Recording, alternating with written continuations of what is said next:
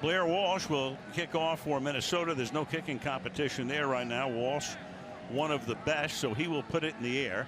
There's a lot of competition for a lot of jobs. We're going to see a lot of young guys tonight, as we always do in these early preseason games. You won't be seeing people like Ben Roethlisberger or Adrian Peterson.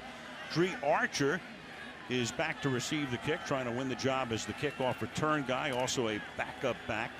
Le'Veon Bell, of course, is their #1 guy. He won't play tonight.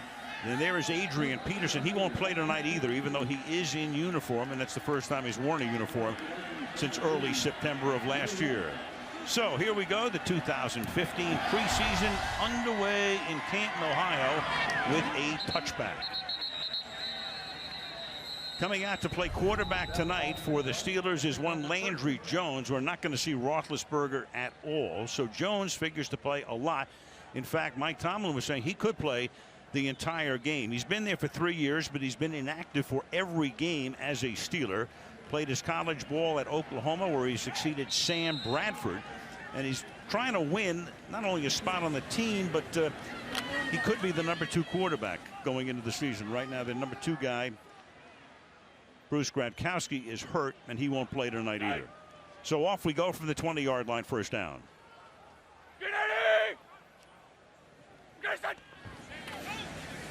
And start with play action. A little roll to the right, a little flip out into the flat, and a gain of maybe a yard or so with Will Johnson, the fullback, stopped there by the safety, Robert Blanton. It'll be 2nd down and 9.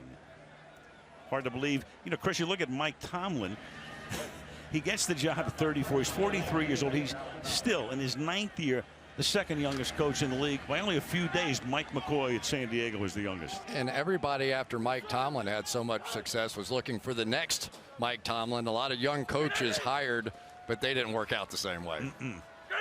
From the 21-yard line, through the middle, straight ahead goes Cameron Stingley, a rookie out of Northern Illinois, for a minimal gain, setting up a 3rd down and long. Well, we've got Everson Griffin here on the end of the line of scrimmage. Number 97 is just going to play off one of the better blockers for the Pittsburgh Steelers, and Matt Spaeth, and make a big play. Griffin really was one of the great surprises for the Minnesota Vikings last year. 12 sacks. They wanted Michael Johnson, who ended up going to Tampa, and said, oh, well, we'll just have to settle for Everson Griffin.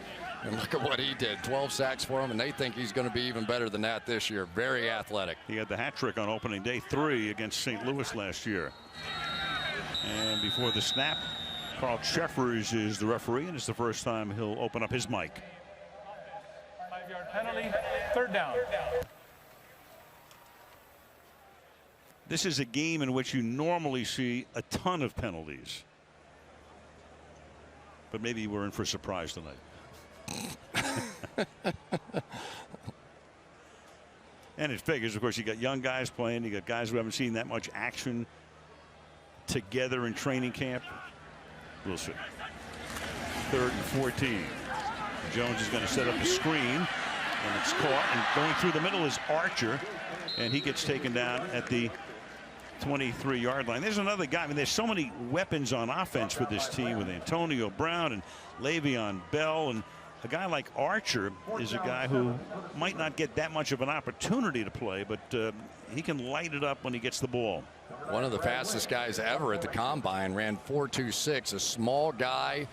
You keep trying to find a way to work him into this offense, but Le'Veon Bell, you're not going to take many opportunities away from him the way he played last year. This is Brad Wing, and that's a booming kick. That won't hurt his chances to win the job. Sherrills, one of the best return men in the league, brings it all the way back out to the 39-yard line. 62-yard kick as we take Teddy Bridgewater out onto the field, drafted at the end of the 1st round last year, played at Louisville, didn't have a good pro day at all, but the Vikings saw enough in him to say, hey, look, we can fix him. He got the job as the starter last year after Matt Castle got hurt, and he led them all the way down the stretch. So the bad news was Peterson was gone for the season. The good news for the Vikings was that it probably gave Bridgewater a better opportunity. I don't think there's any question. And now you bring Adrian Peterson, and Could be exciting for the Vikings. From the 39-yard line on first down. And Bridgewater slings it over the middle. Breaking tackles and picking up that first down is Kyle Rudolph, who's missed a good part of the last 2 years with injuries. A couple of years ago, he was the MVP in the Pro Bowl. That's a first down and a gain of 11. Yeah, Kyle Rudolph last year had to have surgery, double sports hernia surgery. Did that. He comes back, and then in the Detroit game, ends up hurting his knee and ankle. So it's been a rough go. But there's no question now with some of the weapons, with Adrian Peterson, with Mike Wallace, and some of the things they can do on the outside. Really a great opportunity this year for Kyle Rudolph if he can stay healthy. Wallace, now a Viking, started his career with Pittsburgh, then went to Miami for a couple of years. This is Jerick McKinnon picking up 2 yards. He saw a lot of action last year as a rookie.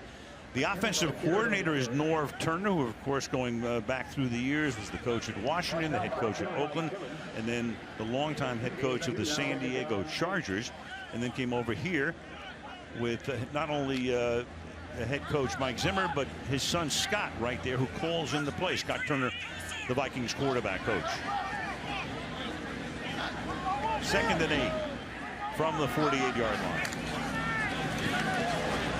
Pass out in the flat, caught by McKinnon, slips a tackle, stays in bounds, picks up the first down. Jerick McKinnon, he and Matt Asiata saw all of the action at running back last year after the Peterson suspension.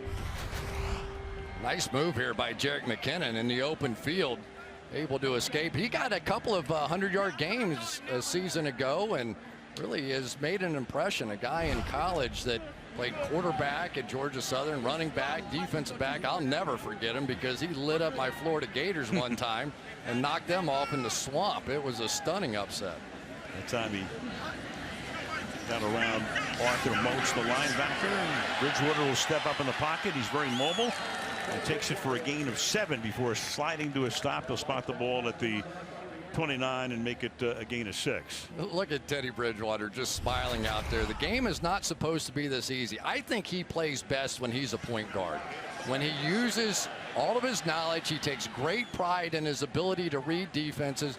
When you see him in the pocket, he is never looking at the rush. His eyes are moving around. For a rookie, he was fantastic, moving defenders, getting some of his receivers open. You just wonder, could he take another step this year? On 2nd and 4, they flip it to Mike Wallace, and Wallace will go nowhere as he handles the ball. As a Viking for the first time, William Gay makes the tackle. They offered Wallace in Pittsburgh a couple of years ago, a big contract, turned it down and wound up going to Antonio Brown, and now Brown is in the conversation as the best receiver in the league. But there's Wallace, who goes to Miami. He's a big play guy. He's got a ton of speed. It didn't work out for him there on a number of levels. In fact, he got into it with head coach Philbin on the sidelines toward the end of the year and hoping for a fresh start in Minnesota. Yeah, I talked to him about it for a long time the other day, and he admits his mistake and said you just can't yell at the head coach, and he paid a heavy price for it. Everybody said he quit. 3rd and 5, and with a sidearm flip goes to Rudolph, and he'll pick up the first down, taking the ball to the 20-yard line. So a nice opening drive for Minnesota as Bridgewater figures to play about a dozen plays. This could be his only action of the night.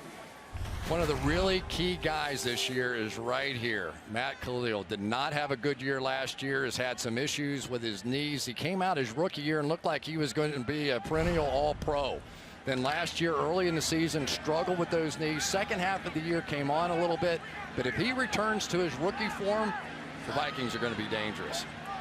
From the 19, this is the 7th play of the drive. We've seen 3 runs, 3 passes. Pass number 4 is caught on the outside, taken there by Charles Johnson. Johnson was their leading receiver last year, and they picked him up off the Cleveland practice squad. So that's how much mixing and matching they had to do in Zimmer's rookie season. Yeah, Mike Zimmer is the defensive guru. They call him the cornerback whisperer. He's a guy that in Cincinnati, here, Dallas, he builds around cornerbacks and pass rushers. And he certainly has plenty of both coming into this season. He made a huge difference with his defense last year. 2nd down and 9.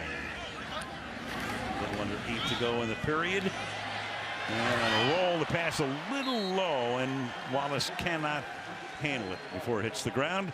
It'll be 3rd down and 9 for the Vikings.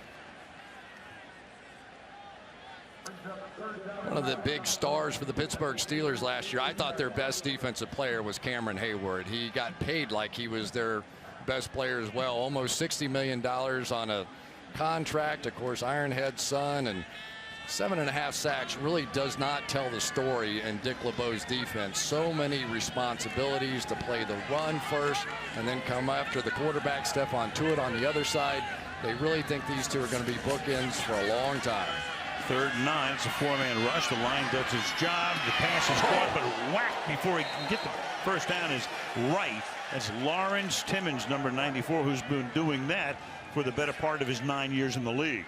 You know, Lawrence Timmons is what they're hoping Ryan Shazier will become. Timmons right in the middle of the field, number 94, is going to come flying up, one of the fastest linebackers to play in this league. And when he gets you measured, wow. Jarius Wright took that shot and went straight backwards. This entire defense built around this front seven. They've got a lot invested in their defensive line and linebackers. They have to dominate this year. 4th and 1. It's preseason, so you go for it, and they will not get it. And the Steelers are able to stop them as McKinnon, even with a fullback in there, gets taken down. So it's a long drive, but it ends turning it over on downs. Pittsburgh will get it back when we come back to Ken. I played 27 years, and I only had one shot at a championship. But I'm very grateful and thankful that I did have that shot. When you get 34, 35, 36 in the league, you stop saying you want to win a championship. You start saying, Lord, let me play in a championship game. And I did have that opportunity, and it wasn't the experience I was looking for, but at the same time, I'm certainly glad that I had that experience.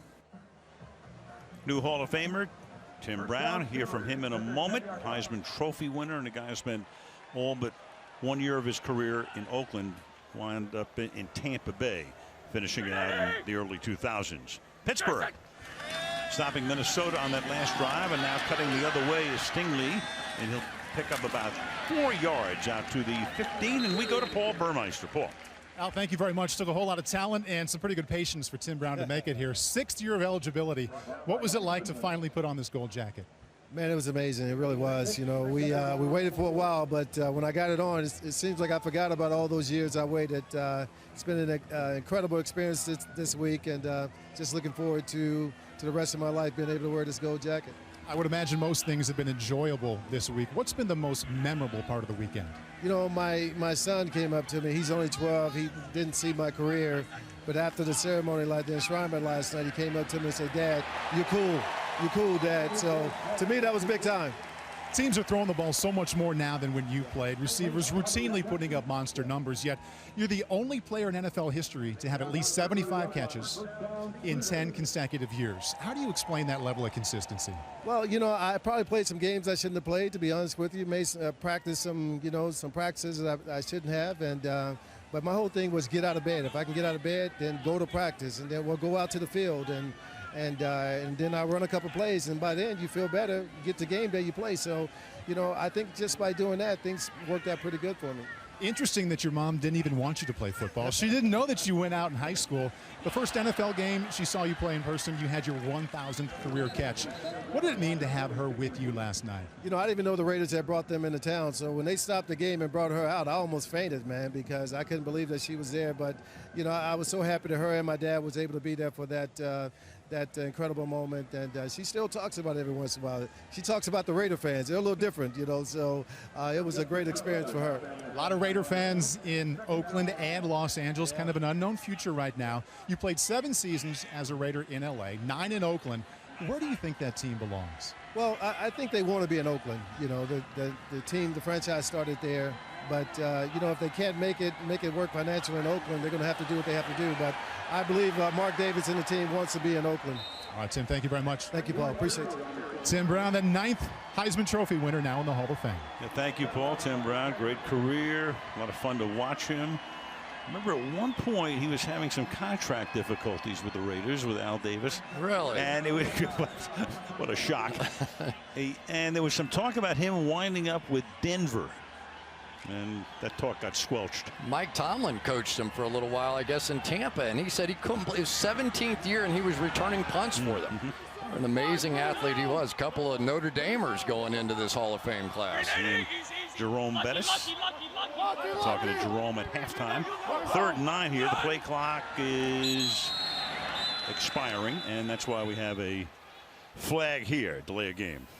Called False Jeffers. start, number 77, offense, 5-yard penalty, 3rd down. Full start before the delay of game. Todd Haley, I tell you what, he came to Pittsburgh. He replaced the very popular Bruce Arians, and Bruce was very popular, especially with Ben Roethlisberger. So they had a little rocky beginning, but how beautiful did that turn out last year? They set all kinds of offensive team records. You know, and they have the true triplets right now. I'm not sure anybody has anything better than Ben Roethlisberger and Le'Veon Bell and Antonio Brown. Those guys were incredible last year. He's an inside hand on a draw. Look out. And Archer flashing some of that speed, maneuverability, picks up the 1st down. That was a 3rd and 9 to move the chains. Well, that's exactly what you want to see out of Dre Archer. Here's a guy that can absolutely fly, and in this nickel situation, it was 3rd and 15, so there's a lot of space, dime defense on the field, and here he goes. So he's able to create a 1st down, what looked like was going to be a give-up moment for the Steelers. Yeah, actually a 3rd and 14 after the penalty, so he gets 15 yards. Now you've got Tyler Murphy, who comes in at quarterback. Played at Florida sparingly, then went to Boston College, where he played last year, 1 year. So he's a rookie who can play a lot of different positions, and right now they put him in the shotgun, and he'll take it, but he begins to slip and fall, and down he goes after a short gain at the 43-yard line. Yeah, you called it. He's the runner. He's the guy that they're going to come in, do a few gimmicks with, maybe a new slash, who knows, around Pittsburgh. But he is a guy that can run some of the read option stuff. You saw it there. I'm not sure he read it. I think he just made up I'm playing for the Pittsburgh Steelers. I'm running the football here. Well, the original slash, of course, going back to the 90s, was one Cordell Stewart, who was a runner, a quarterback, a receiver, and I think it was Bill Cowher who just gave him the name Slash. 2nd and 9. To the outside, Stingley, but he cannot get around the corner. Defense right there, and that is Brandon Watts. 7th round draft choice last year out of Georgia Tech, who stops him. Well, one of the guys they're keeping an eye on right here, Gerald Hodges. They are trying to figure out who is going to be the trio of linebackers. Of course, Anthony Barr, Chad Greenway probably locks. Audie Cole and Gerald Hodges, they're trying him some inside. Eric Kendricks, the draft pick. Between those three, they're going to figure out who that next linebacker is going to be. Nice play, though, by Hodges. 3rd and 13, so they converted earlier on a 3rd and 14. See what Jones can do here, and it is tipped, but then it is caught, and it's close to a 1st down. Sammy Coates, a rookie from Auburn, 3rd round draft choice, coming in. They're going to spot forward progress just across the 50-yard line, and very, very, very close to a 1st down. Audie Cole was the guy who tipped it.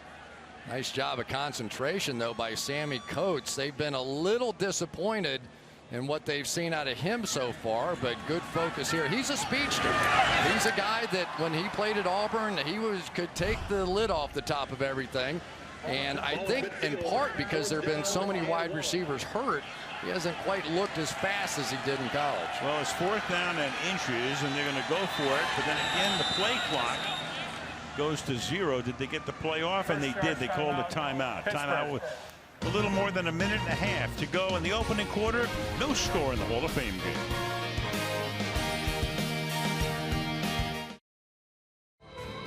Close to 200,000 spectators line the streets of Canton.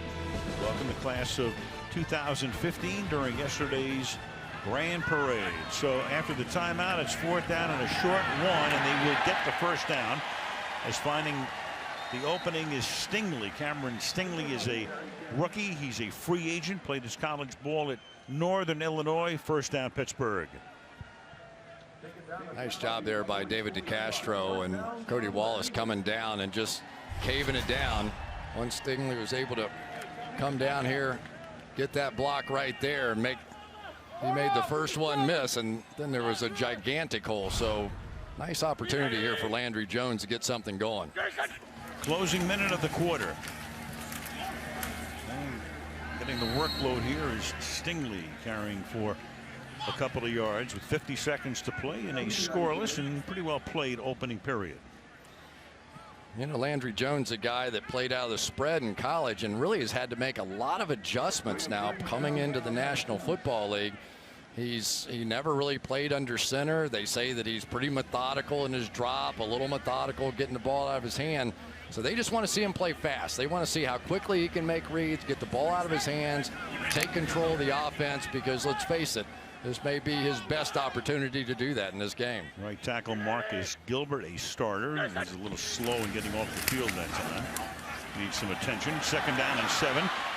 Cutting around the outside and spun out of bounds into the Viking bench is Cameron Stingley, setting up a 3rd down and 4, and that will likely take us to all zeros at the end of the first quarter as they wind the clock right now. The ball is ready for play, but the next play will be at the beginning of the second quarter.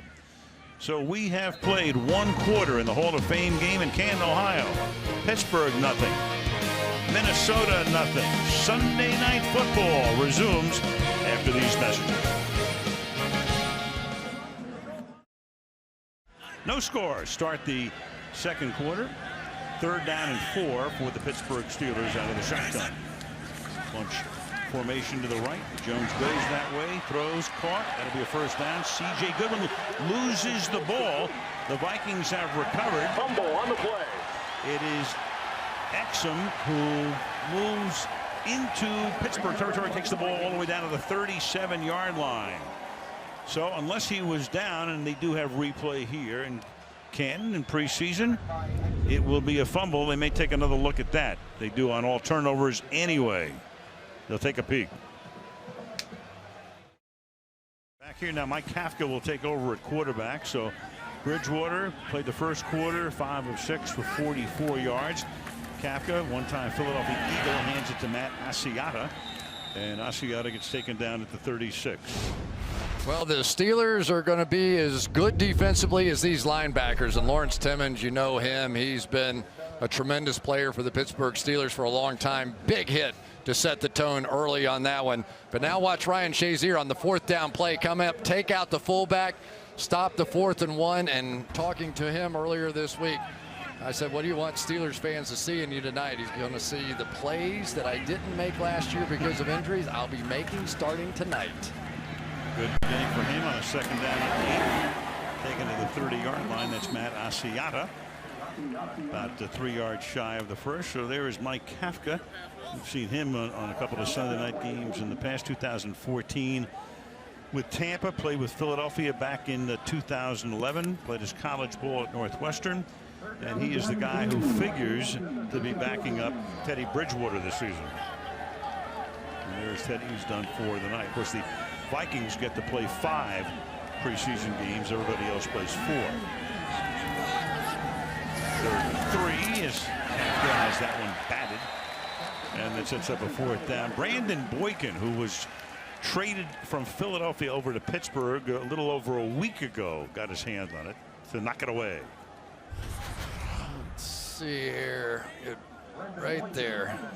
Get Brandon Boykin coming off. And I got to tell you, I was a little surprised that the Pittsburgh Steelers were able to get him. I thought arguably he was the best cornerback they had in Philadelphia.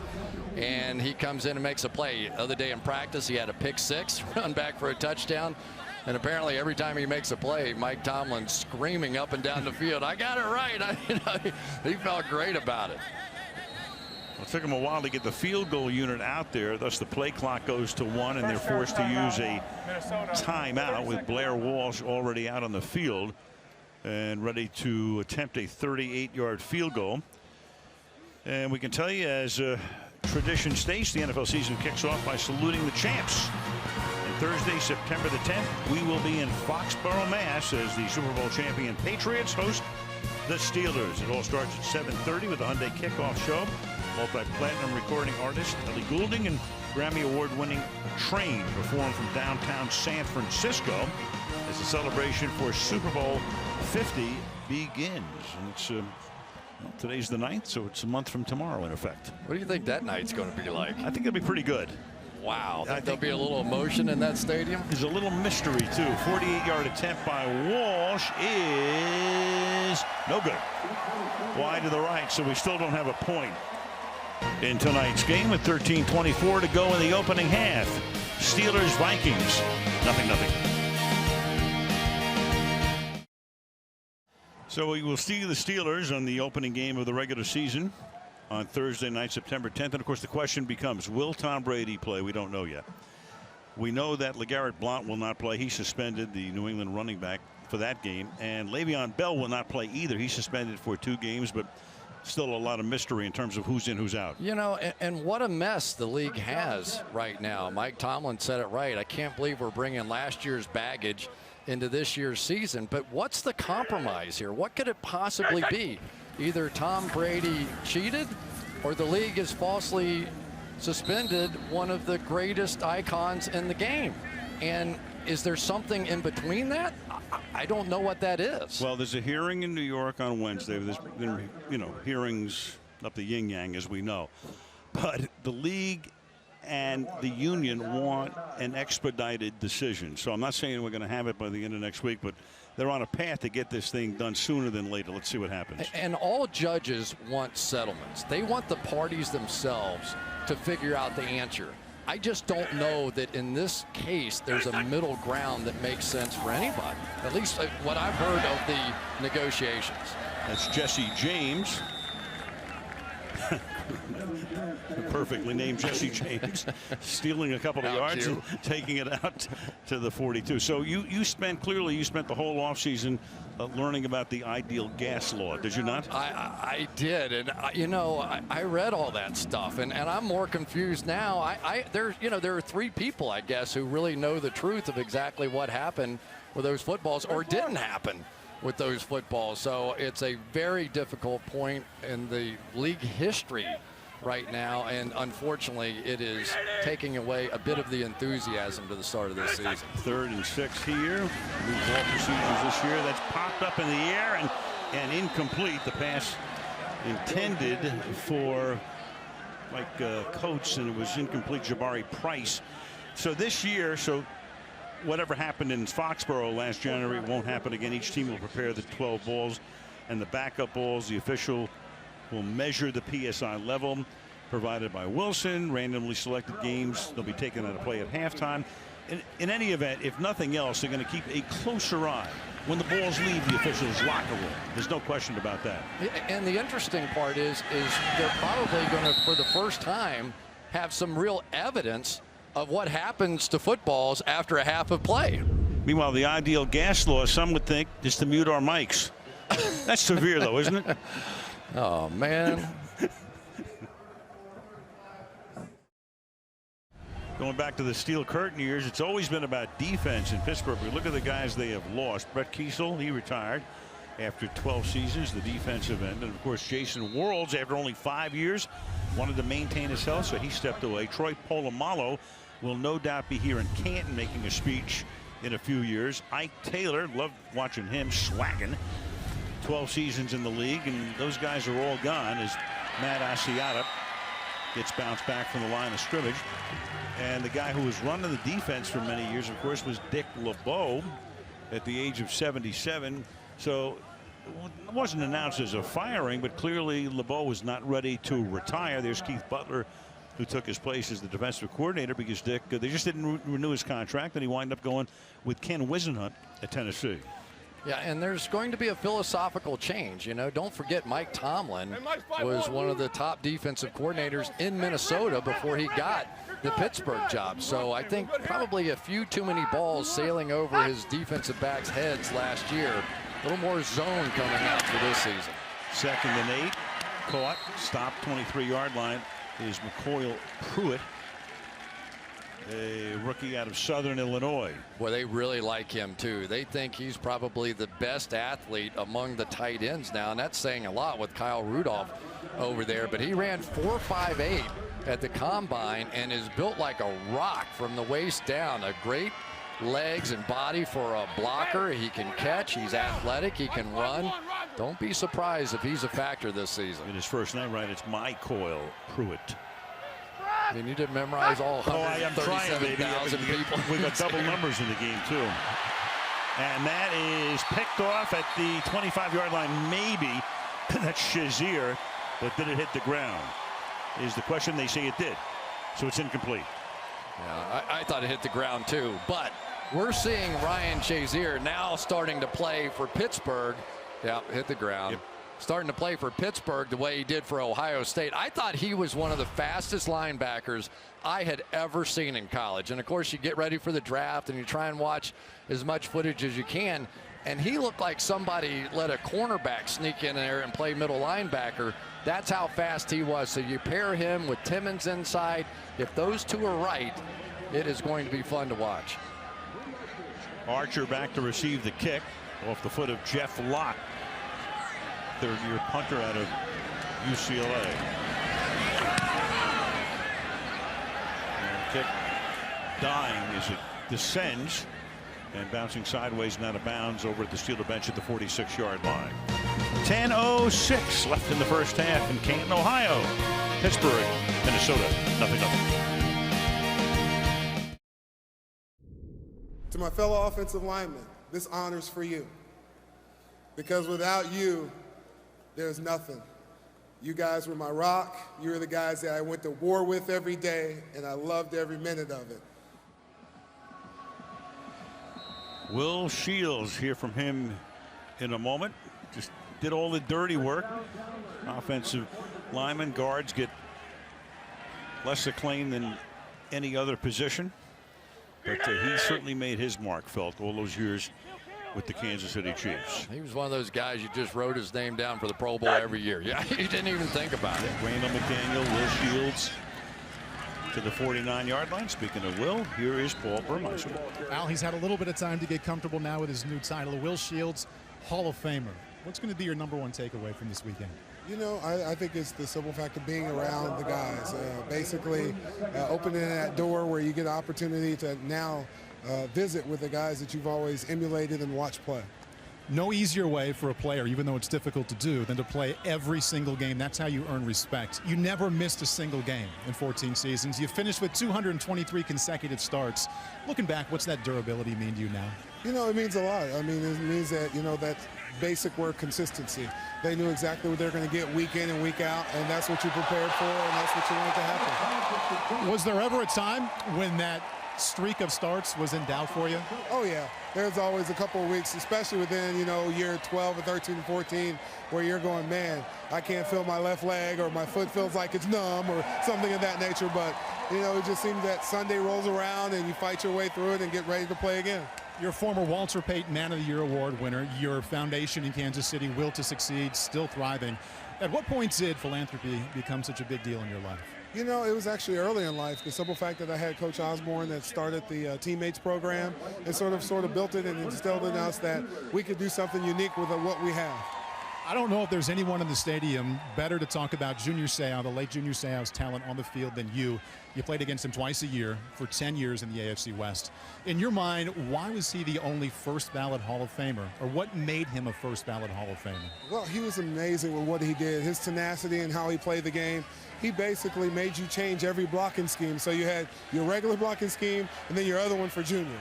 So, you know, when somebody changes the game that dynamically, there's no thought in your mind that he's the first ballot Hall of Famer. Will Shields, Hall of Famer. Thank you. Thank you. All right, thank you, Paul. The big play there was the Shackham Phillips, a 35-yard reception. You had a defensive foul. Go back and look at that, and that sets him up deep in Minnesota territory. Yeah, and look who he beat on the play, the #1 pick for the Minnesota Vikings, and that was Trey Waynes. And I guarantee you Mike Zimmer's happy that happened to Trey Waynes. He had been a little cocky in practice with the idea that his speed could make up for any mistake he might have made, and they were preaching to him a little bit, be careful, be careful. Sometimes you have to learn hard lessons to play cornerback in this league. Last play lost 2, so the ball at the 18-yard line. It's 2nd down and 12. Landry Jones, the quarterback, going to the end zone and overthrowing the intended receiver, Sammy Coates, who turned around. He was covered there by Jabari Price. It'll be 3rd down and 12. Now that was a miss that time for Landry Jones. He had him, just couldn't quite get the ball to him quickly enough. Once again, a little double move there at the top of the screen, and got him. It's about as open as you can be in this league. So Jones, who is playing tonight and may go all the way. Mike Tomlin telling us that there's a chance that that's going to happen because you're not going to see Roethlisberger, and Bruce Gronkowski is also out with a sore shoulder. So it's Jones's team, and it's 3rd and 12, and Jones again overthrowing, and it'll be 4th down. That pass, Tom Johnson helping to break that up with a good pass rush. And the crowd doesn't like the fact that the Steelers are sending in the field goal unit on 4th. And of course, it's a pro-Pittsburgh crowd, as the city of Pittsburgh is only about 100 miles from Canton, Ohio. Come with the blitz. Sometimes in the Hall of Fame game, you get pretty vanilla stuff, but Mike Zimmer said not on this one. He sent the house, and Tom Johnson, who I thought had a tremendous year for the Vikings last year, 6.5 sacks, sort of their inside designated rusher. Here's a 36-yard attempt by Sean Sweezum, and there are your first points of the night. 8:23 to go in the half, and the Steelers draw first blood, 3-zip.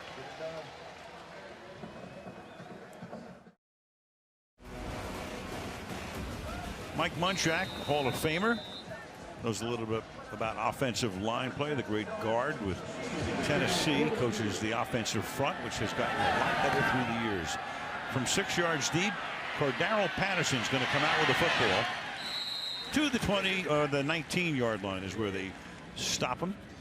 And here go the Vikings from that spot. Teddy Bridgewater. Yeah, he came out and looked good. Look at him with the gloves on. That was a big point of controversy. Pro day when he didn't look so good, didn't wear those gloves. But watch this release time. About 0.4, which is not on the quick end. We see Aaron Rodgers and Drew Brees and some of those guys down around 0.3, but he's a guy that really understands defenses. Told a great story about playing in a high school camp, and his first time he'd ever saw a cover 4, and he looked ridiculous in this camp. Vowed to never let that happen to him again, and is a real student of the game. Point guard mentality, gets the ball out of his hands. I think he has a very, very bright future.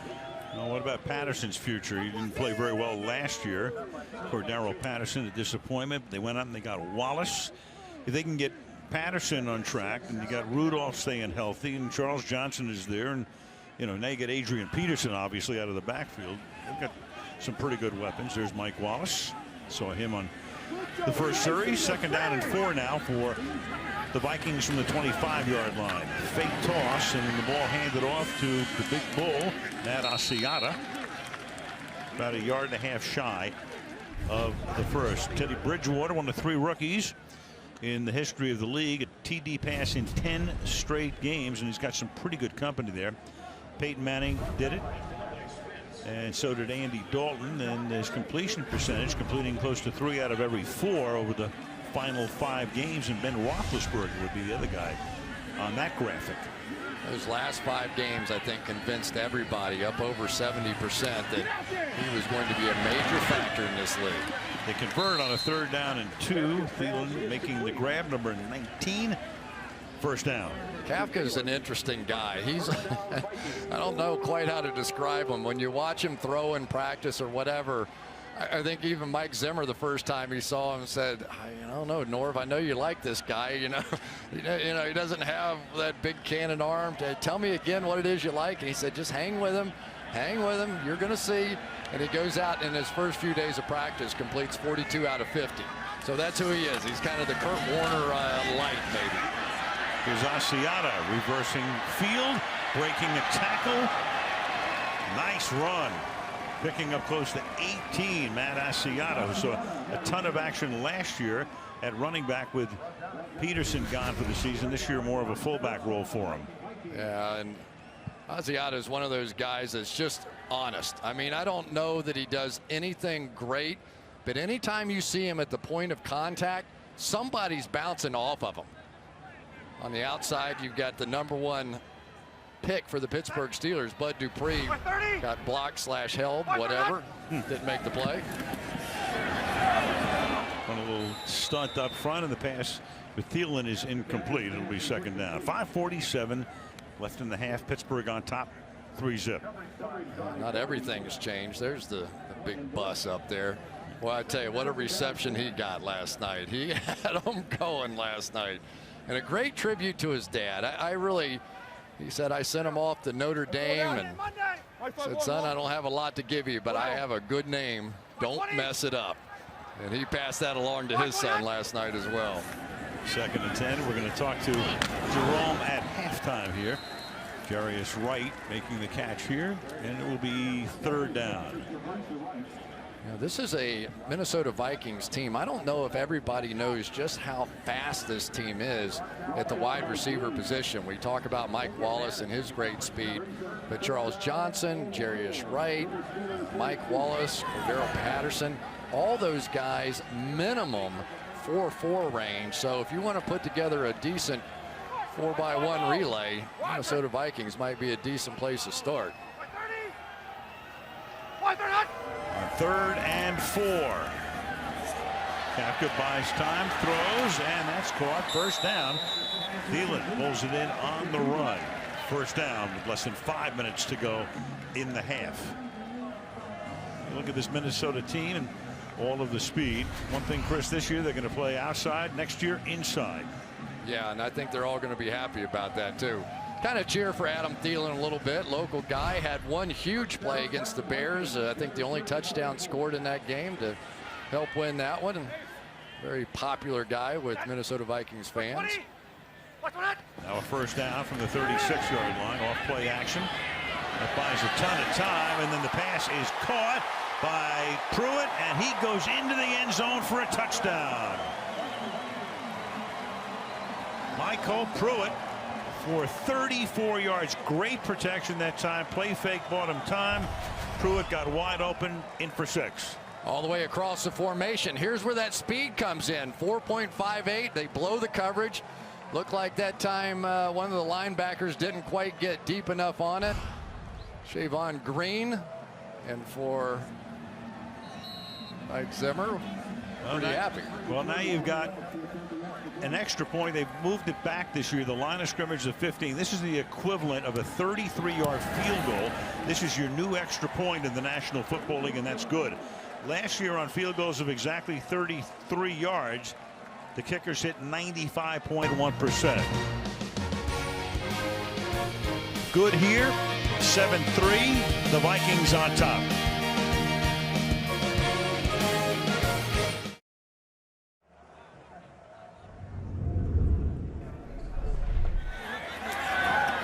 Here's Dree Archer. And Archer almost breaking it, but gets tackled now at the 30-yard line. Season 10 of Sunday Night Football. Season 10. How do we get here? So, all the stars, and of course, you can count on a fantastic schedule of games, and we have it once again. Carrie Underwood will be back as well when we get it started on September 13th. That's the first Sunday night game. Of course, we talk about the Thursday opener, Pittsburgh against New England. And then that Sunday night game is a staple on Sunday Night Football, Giants at Cowboys. 1st and 10 from the 30-yard line. Landry Jones grew up in New Mexico, went to school in Oklahoma with that deep drop and slings it to the outside, and that's taken for a 1st down and a gain of 12. C.J. Goodwin making the catch. Landry, I've seen a couple of interviews where Landry wasn't sure he was named after Tom Landry, but I saw some interviews with his father. His father said, of course he was named after Tom Landry. Now, for sure, you're going to say that. But I think he looks pretty good. You know, they've had some issues down in the red zone and haven't been able to convert there, but, you know, he's come out and done what they hoped for. He's been a little quicker with his drops, a little quicker with his release, has no fear whatsoever of the #1 draft choice of the Minnesota Vikings going right after Trey Waynes. From the 43, and this time Stingley gets stopped in his tracks by Tom Johnson. A couple of tight ends for the Pittsburgh Steelers here too that are going to be a factor possibly this year. Draft choice Jesse James, number 81, and Cameron Clear. Of course, Heath Miller and Matt Spaeth are going to be the mainstays, and they're going to get all the action. but they're not getting any younger either, so they're looking for somebody else. And I get the feeling that Clear may be a little bit more of the blocker, Matt Spaeth type, and Jesse James maybe somebody who can help him with the passing game down the field, a la Heath Miller. A little over 3 minutes to play in a rapidly paced opening half. And Jones deep in the pocket, then that pass is incomplete. Sammy Coates was cutting over the middle and stopped. Third down. You know, you'll never have any trouble finding the tight ends on the Pittsburgh Steelers. These are some big guys, Matt Spaeth and Jesse James, and you could hide signals from the coaches coming in, just set those guys out front. But you know, it's been Heath Miller, just a great career. Todd Haley loves the idea of having more weapons at that tight end position, especially with Le'Veon Bell back there running the way he did last year. From the 43. And Jones with that shoulder shake, buying time, and that's caught. That'll be a first down. However, there is a penalty as Dre Archer, for the moment, would have a Pittsburgh first down. Number 94 defense. That penalty's declined. Result of the play. First down. But nothing. Justin Trudeau with the penalty. So with 2:51, the Steelers have the ball in Minnesota territory. No question about it either. Good call. Dre Archer's getting some opportunities to come out and show what he could do. We saw him in that playoff game against the Ravens when Le'Veon Bell was out. Boy, it was a difference though, wasn't it? You look at the Pittsburgh Steelers offense that had been just a juggernaut with their triplets all season long. Le'Veon Bell hurt on a pass play against Cincinnati, and the effects really showed in that first round of the playoffs. Signed D'Angelo Williams, so he'll be in there the first couple of games of the regular season. You know, you look at that Pittsburgh offense, Chris, and we've talked about it in our, you know, private meetings and stuff before these games. The conventional wisdom all these years: bad weather, northern cities, grass. Pittsburgh, Green Bay, run the ball deep. Meanwhile, the two best offenses in the league may be Pittsburgh and Green Bay.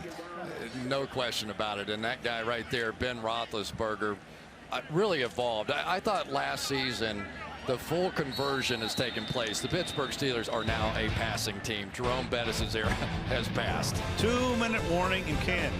Jerome Bettis at the half.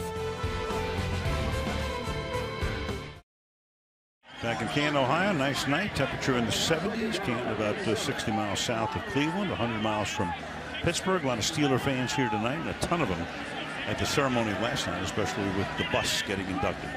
2nd and 7 from the 40-yard line.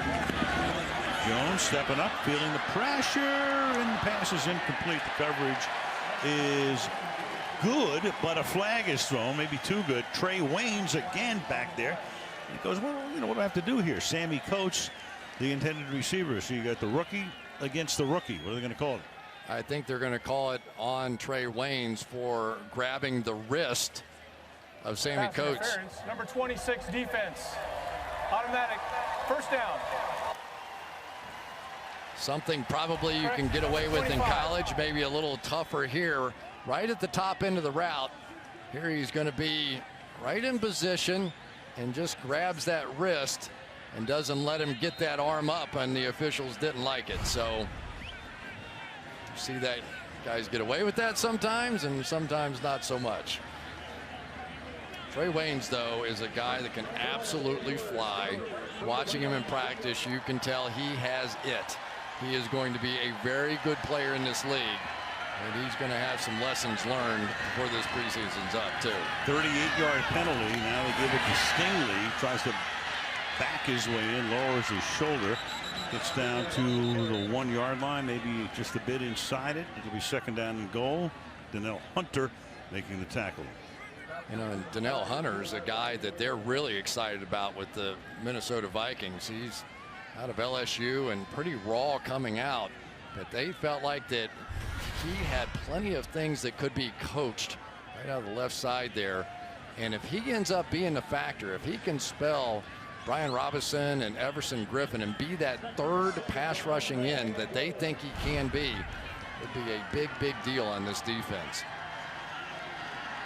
2nd and goal. Jones comes up in the shotgun. Wasn't ready for the snap, but is able to corral it, and then the pass is incomplete. Try to work the back shoulder to Sammy Coates, and it will be 3rd down and goal.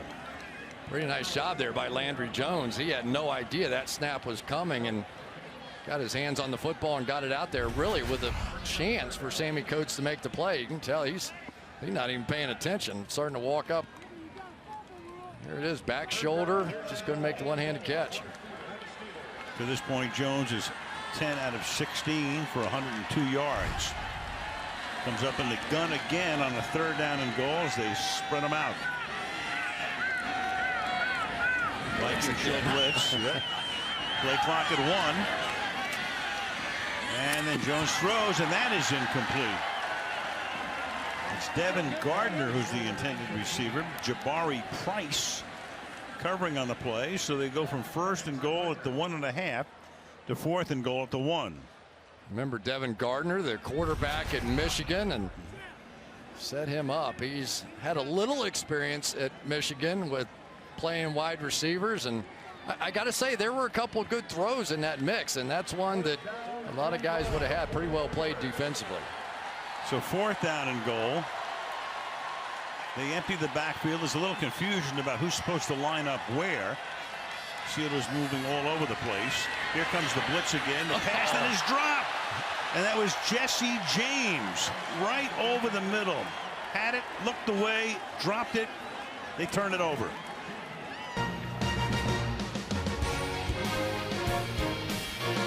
Good defensive stand by the Vikings, who have the ball back at the 1-yard line. Now the Vikings trying to get out of the shadow of their own end zone and hand the ball off to Blake Renap, who takes it to the 5-yard line. Reno. A lot of things happen here. Here's Jesse James right there. Can't quite hold on, but in the back of the end zone, absolutely wide open was C.J. Goodwin for an easy one. So they had 2 opportunities and didn't get a completion to either. Now at the 4-yard line. And Pittsburgh just letting the clock run down, not even thinking about the timeouts here to force a punt. It's preseason.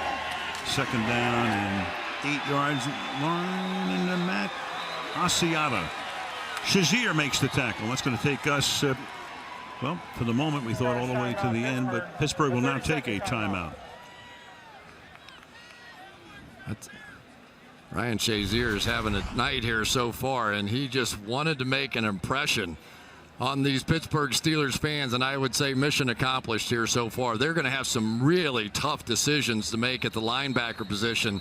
Incredibly deep all the way across the board. They've drafted linebackers 3 straight years now in the 1st round, and there are going to be some guys that are going to be on the bubble that will clearly make other squads because they are just that good. Sean Spence inside, Terrence Garvin, great special teams player, Vince Williams. Guys, they just got to try and find exactly who that magical combination is going to be. Steelers have always been the equivalent of Penn State. Linebacker U. Up to the 10-yard line goes Asiata, so it's 4th down. They take their final timeout, and they're going to force Minnesota to punt and obviously try to block it. Well, coming up next, it will be the Toyota halftime. We told you about that. Jerome Bettis getting set. On the other side of the booth, we'll be talking to the bus. We'll remember Frank Gifford. There is Keith Butler taking over as the defensive coordinator. Had a lot of opportunities to go other places through the years, but loved working with LeBeau. He and Tomlin go back 2 decades. And he was a 10-year starting linebacker with the Seattle Seahawks. Yep, a good one. He played on his same college team with his brother, and one time in the spring game knocked him out. His dad, who was his coach growing up, was laughing, and his mom didn't speak to him for a week. This is one of those times when you can do the fair catch free kick thing here too if it's a bad punt. And kick a field goal with nobody rushing you. Right. But it's angled, then it's muffed, and Archer just falls on it at the 43-yard line. So we won't see any of that taking place in this scenario. Quickly played and relatively penalty-free first half. 7-3 is our halftime score.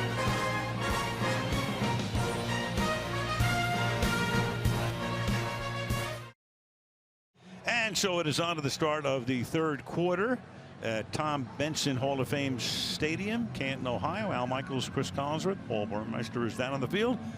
And our man for all seasons, Tony Dungy, is here. This has become like an annual rite where we talk to you at the Hall of Fame game. It has, Al, but it's fun to be here. Thank you. Yep, great to be with you again, as you'll be on Football Night in America, getting started on September the 10th. And this is Sherrills, who's going to run the ball all the way back from deep in the end zone to about the 24-yard line, and he's taken down there by the kicker himself. And let's go to Paul Burmeister. Al, thank you very much. Right after halftime, I had a chance to spend some time with Mike Tomlin. I said, what was the most encouraging part of the first half? He said easily, we were the most physical team in that first half. I then asked about Landry Jones and his big opportunity tonight. He said he liked what he did in the first half, but he's got to be more of a field general in the second half. I said, how? He said he's got to lead the young guys with him. As for Mike Zimmer, spent time with him as well. I said, what was best about Teddy Bridgewater? He said he came off his primary receivers very well, checked it down underneath, and that's exactly what Norv Turner, offensive coordinator, told me before the game. He said he's very quick getting to secondary receivers this year, and we saw that earlier. All right, thank you, Paul. And Taylor Heineke, a rookie from Old Dominion, is the new quarterback. He hits Michael Pruitt, and of course, the #1 quarterback is going to be Teddy Bridgewater. And Tony, your impressions of a guy you know a lot about. Yeah, Teddy is, I think Paul hit it, field general. That's the key, what they're looking for. And Norv Turner is excited about this guy and what he can do.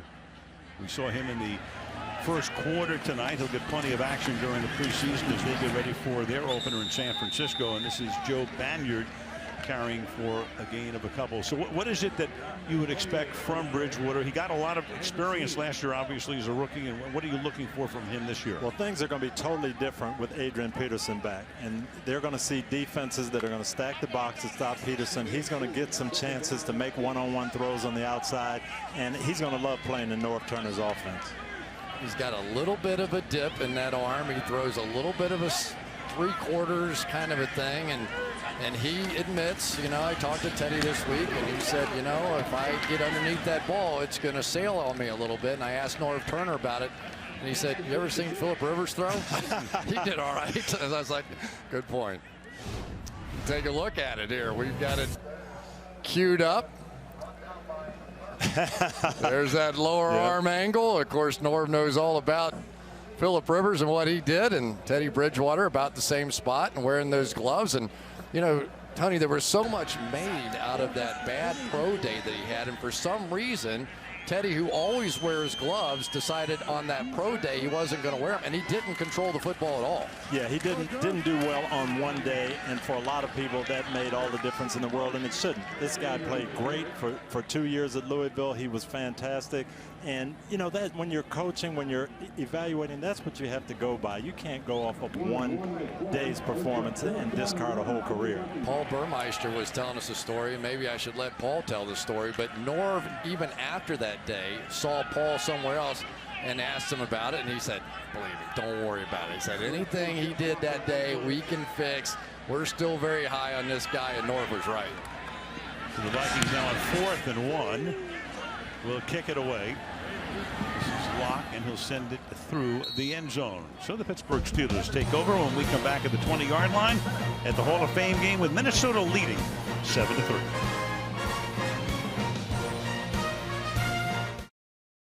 Well, you had the class of 2015 posing for a selfie after receiving their gold jackets on Thursday night at the annual Gold Jacket dinner. Only Jerome. Yep. He had a blast. Of course, it's hard not to when you're getting inducted into the Hall of Fame. They do keep you busy. The dinner, the parade, parties, the whole thing. You come to this game, they'll rest well next week. Landry Jones still in at quarterback, the third-year guy out of Oklahoma, trying to win the job as the Steelers' backup quarterback. Tomlin would like to see a little bit more from him right now, as Chisholm gets stopped at the line of scrimmage. You know, Trey Waynes in the first half of this game is playing his trademark bump and run coverage that he played at Michigan State, and I think that's how he plays best. When he gets back off the ball, he has a tendency to make a mistake or two. I'd say his one weakness that I saw on tape, maybe change of directions just a little bit, showed up in his shuttle run time as well. But Tony, it doesn't take long to figure out when you watch him in practice. He has it all. I mean, he was running down some of the fastest receivers in the league in practice and making plays breaking up the ball. Yeah, Jerry Gray, I talked to him before the game, and he loves Trey Waynes. He thinks he's ready to play, and he's got those physical skills that you talk about, Chris. Tonight, he looks like he's trying to make too many plays. Yeah, and he's going to have some great teachers out there as well. Of course, we talked about Zimmer being the cornerback whisperer. He's good, but Terrence Newman coming over from Cincinnati over there, and Xavier Rhodes, a corner on the other side that I think in the second half of last year, he became that flip-flop guy that would take the best receiver the other team had and really showed up for the Minnesota Vikings at the end of the year. Steelers now with a 3rd down and 10. 20-yard line. Protection to the outside, and that is broken up. So we're talking about Waynes, and there he is. He breaks up, pass intended for Phillips. However, there is a penalty flag. Yeah, he grabbed him. To 33. He had him, and then right at the end grabbed him. Number 26 defense, 5-yard penalty, automatic, 1st down. Yep. Perfect position right there. There was really no reason for it. And I think they may have called this early, though, Chris. He said prior to the pass. Right there is where he's going to get him. There, right there. It's pretty easy to see. You know, I think there are some young players that come in the game and they don't realize that there is a referee assigned to every single eligible receiver. They're only watching one guy. So if you get the feeling that maybe they're not looking at me this play, they're looking at you every play. That was a 5-yard penalty prior to the pass. Gain of 1 for Stingley. And let's go to Paul Burmeister. Al, talking to Mike Zimmer a couple times this week with you as well. He was adamant that he had to see Teddy Bridgewater play a little bit tonight. It's all done. You went 5 for 6. Best thing you did this evening? Best thing, commanded the huddle. We went down the field. Would have loved to get some points, but it's just good to be able to get back out there. Right away, you came off your primary receiver, checked it down to tight ends, fullbacks, running backs. How difficult was it to be patient when you wanted to go so well right away? Yeah, in these games, you want to get out there and, set the tempo early, set the tone early with the big play, but, you just have to have patience, nickeling down the team, then eventually the big ball will come. We often hear about how a quarterback makes his most improvement year 1 to year 2. That's a cliche. Put a face on that in terms of how you need to get better specifically in year 2. My biggest thing is, just have to play fast. We have a group of guys here, a great nucleus. We have a solid running back, a solid group of wide receivers. Offensive line's doing a great job. So, it's just going to be up to me to, know what I have to work with and play with them myself. A little bit better than a solid running back this year in Adrian Peterson. You say you got to play fast. How can he help you play fast? He can help a lot. We're going to get different looks with having Adrian in the backfield, different looks that we didn't get last year. So, it's either going to make the game easier for me or it's going to make it harder. So, we're prepared for that challenge and we can't wait. Teddy, thanks for your time. No problem. Thank you. Al? All right, thank you, Paul. 3rd down and 11 now for the Pittsburgh Steelers. You saw Peterson in uniform, but we mentioned at the top of the show there's no way he's playing tonight. In fact, it wouldn't surprise anybody if he didn't carry the ball at all in their 5 preseason games. And Landry backing up, and then the pass is incomplete, intended for Archer. 4th down. Kendricks came on a blitz that time. Their number 2 draft choice out of UCLA.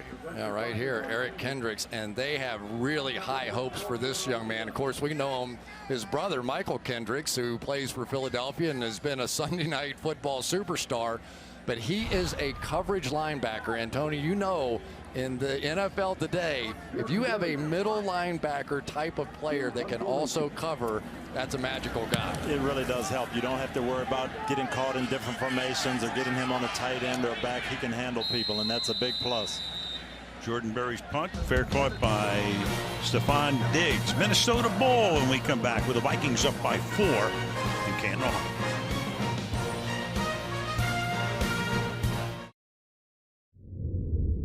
To think that Ronnie Wolf from New Freedom, Pennsylvania,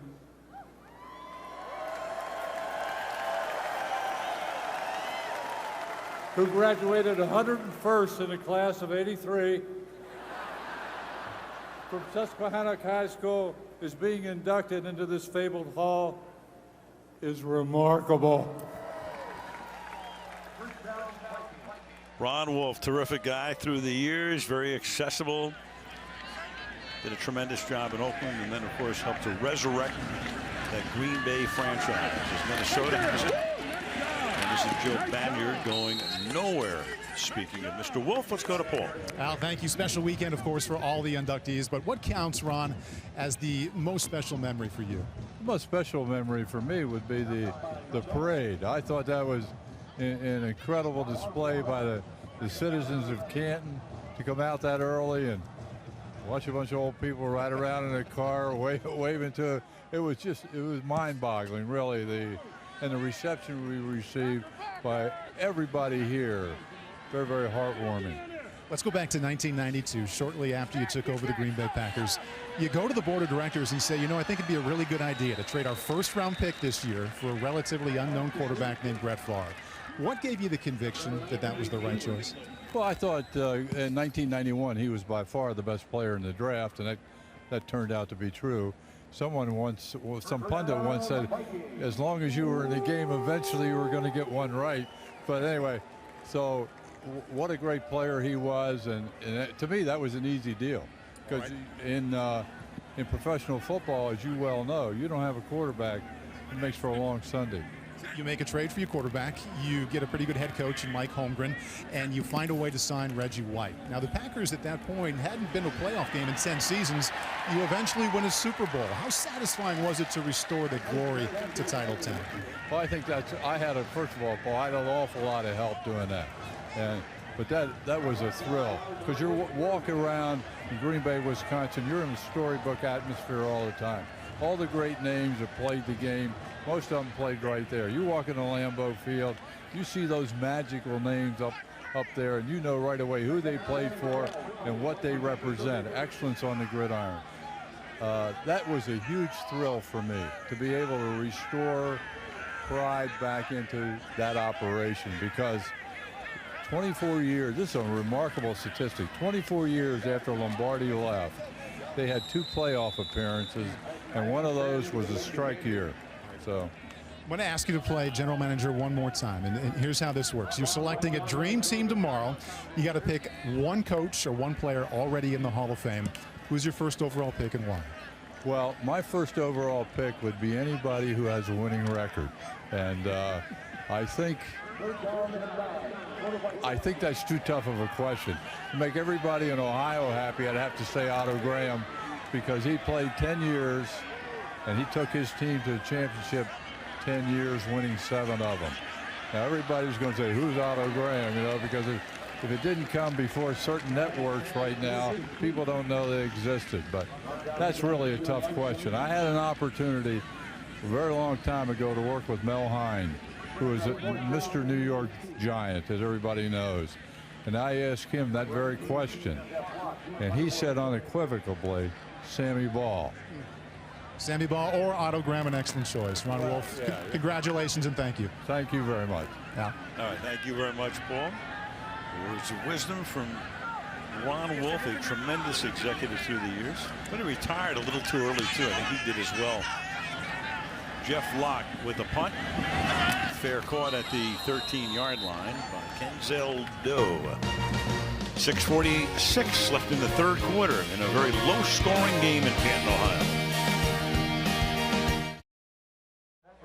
Well, someday Adrian Peterson will be making a speech here in Canton, Ohio, but tonight he's just hanging around the bench. He was indicted by the grand jury in Texas, 1 count of felony injury to a child, beating his 4-year-old with a switch. You all saw the pictures. Then in November, no contest to a reduced misdemeanor charge.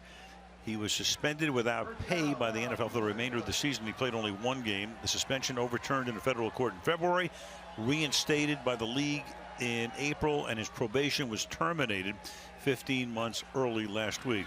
So he is back and ready for action as Chisholm takes the ball up to the 23-yard line, and there's a flag on the play. So we're going to talk about Peterson. We'll get the call here from Carl Sheffers. Holding. Number 81 offense. Half the distance to the goal. First down. Jesse James. I talked to Adrian at length, and we offered him a chance to come on camera. He declined that one. But he said one of the hardest thing was that he has a 10-year-old daughter who understood everything that was being said about her father. And it was difficult, but I thought he also owned up to it when he was saying that if all anyone knew about me were those pictures, I understand what people think of me. And it was a difficult conversation with him. He explained his family growing up, that he had tough love, that he was spanked by his parents and extended family, and he thought that discipline went a long way towards the guy that he became, and also the fact that many of his friends did not receive that kind of discipline, and they're in the jail to this day. So, you know, the whole story was there, but I thought just the fact that he, you know, owned up to it and said those pictures told all. I think he has owned up to it, and this is a guy, Chris, who tried to do the right thing, didn't do the right thing, and he understands that, and he's trying to put that behind him and go forward and do the right things, and I think he will. Lest anybody think he wasn't sincere, he was very contrite in discussing this the other day as the tackle is made on camera and clear at the 15-yard line. So you had a chance to visit with him a little bit before the game, Tony? I did. He's excited about being back with his teammates. I shook hands with him and put my arms around him, and I'll tell you what, I am glad I'm not playing. Yeah. Because he is ready. He's physically ready, and mentally he's fired up for this season. He wants to come back and show the team that stayed by him, you know, what he can do. I was talking to Rick Spielman, the general manager, and he said he has a little bit of that look in his eyes this year that he had after the knee injury, when everybody said he'll never be the same, he won't be able to come back, and of course the tremendous year that he had there. But I think there was great relief for him when he finally, you know, there was a very contentious contract situation. The fans were down. He was saying he didn't want to be here. Then he came back. And then that very first moment when he came out and the fans went crazy was when he felt like he was ready. Blitz coming here, and it's our man, or your man, Mr. Tom Johnson. Tom Johnson, you know, here's a guy that, if I remember this correctly, was like 27 years old by the time he finally made an NFL roster, a little stint with the New Orleans Saints, and has become a designated pass rusher out of the blue. He's played in every league all over the world, and now he's making a name for himself. That's Jordan Berry's punt. And That's some room. Into Steeler territory, Stephon Diggs. And Diggs, does he stay in bounds all the way? No, he is out of bounds at about the 1-yard line. Great punt return, good kick. This is a rookie out of Maryland who was drafted in the 5th round. If there has been a star in the Minnesota Vikings camp so far, it is Stephon Diggs. He has been making those catches in practice, Tony, you know, where you go, okay, this is 3rd down and 12, and somebody's got to make a play, and this is the guy that's been making them, and now he's doing it on punt returns. They've got some young talent. Talking to North Turner before the game, he is excited about their skill position players, and he knows how to use people like this. Classic out kicking the coverage, 57-yard kick, but it's a 62-yard return. Pretty close as to whether or not that foot was out of bounds or not.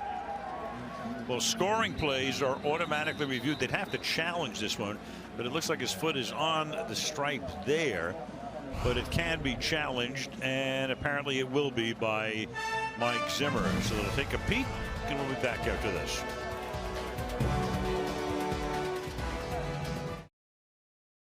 It's close, could be ruled a touchdown. If nothing else, it's going to be ruled inside the 1-yard line, because it looks like he might go out of bounds at the 3-yard line, but clearly he is in, as there's that left foot, but you can see green there, so that's good to that point. And then as we keep going, eventually his elbow and knee go down, but where is the ball? There's the knee down, elbow down.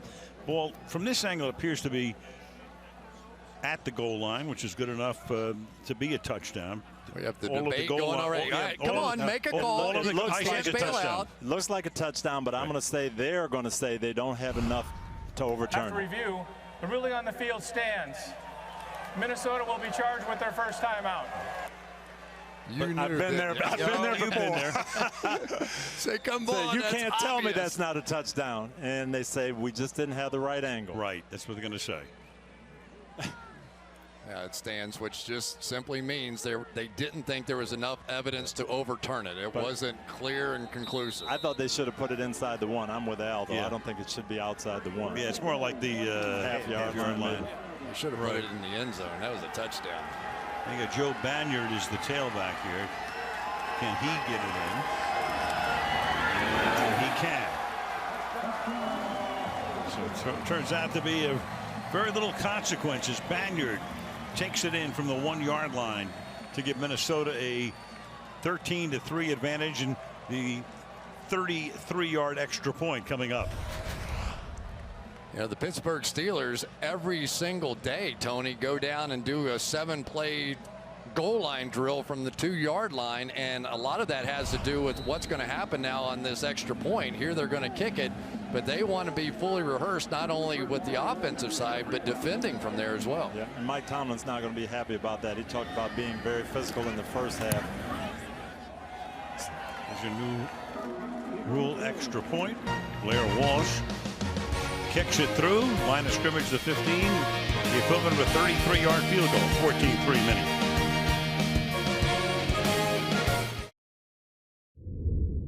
But for Marv, I would not have a career in pro football, let alone be standing here.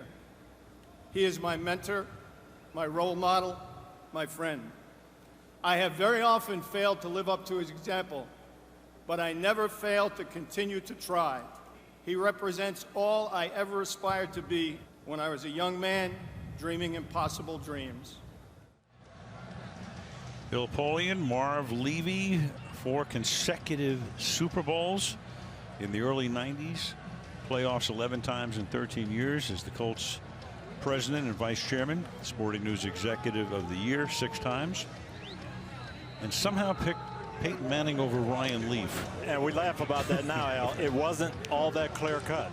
And there were a lot of people saying Ryan Leaf has a bigger upside and a stronger arm and a lot of things. Peyton Manning is as good as he's going to be, and it looks like a layup now, but not necessarily back then. Well, speaking of Mr. Polian, here he is with Paul.